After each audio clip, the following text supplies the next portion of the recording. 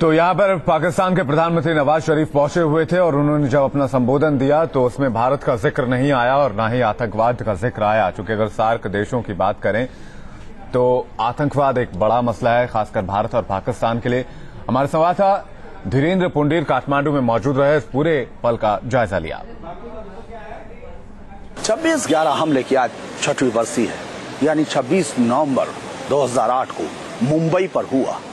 अब तक का ऐसा सबसे बड़ा आतंकवादी हमला था, जिसमें पाकिस्तान से हुए आए आतंकवादियों ने हिंदुस्तान की कई जगहों पर एक साथ हमला किया और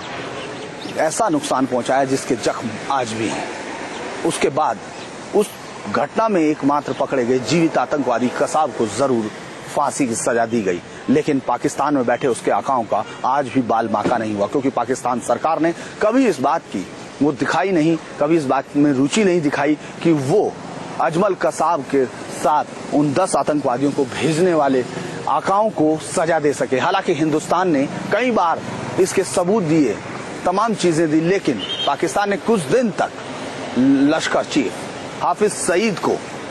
बंधक बनाने के बाद फिर से खुला छोड़ दिया और वो हिंदुस्तान के खिलाफ जहर उगलता रहा। इसके बाद पाकिस्तान ने कश्मीर के राग को लेकर कई बार अंतर्राष्ट्रीय मंचों पर कश्मीर को द्विपक्षीय मुद्दे से हटाकर तमाम अंतर्राष्ट्रीय मंचों पर रखने की कोशिश की।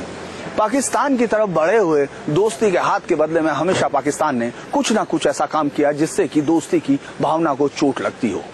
नवाज शरीफ आज फिर यहाँ हैं। हालांकि नवाज शरीफ कह चुके कि वो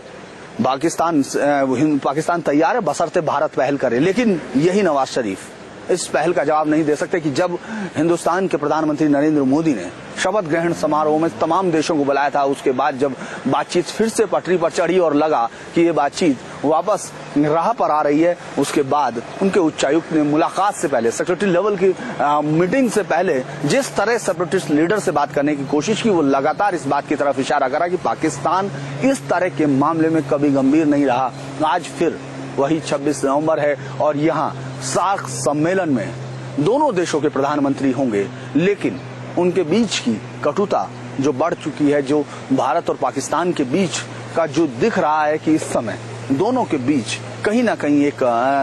बातचीत में दूरी है, वो पटती है या नहीं उस पर निगाह है। लेकिन आज का जो कार्यक्रम है अगर हम वो देखें तो कल जिस तरह से विदेश मंत्रालय के प्रवक्ता ने कहा कि सरताज अजीज और सुषमा स्वराज जो भारत की विदेश मंत्री हैं, उनके बीच में सिर्फ एक्सचेंज ऑफ कर्टसी था, कोई मुलाकात नहीं थी। उसको देखकर लगता है कि भारत का ये सख्त रुख बरकरार रहने वाला है